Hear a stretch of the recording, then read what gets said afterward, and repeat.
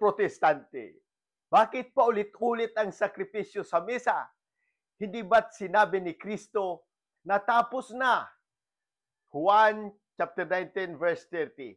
Kaya hindi na kailangan ng sakripisyo.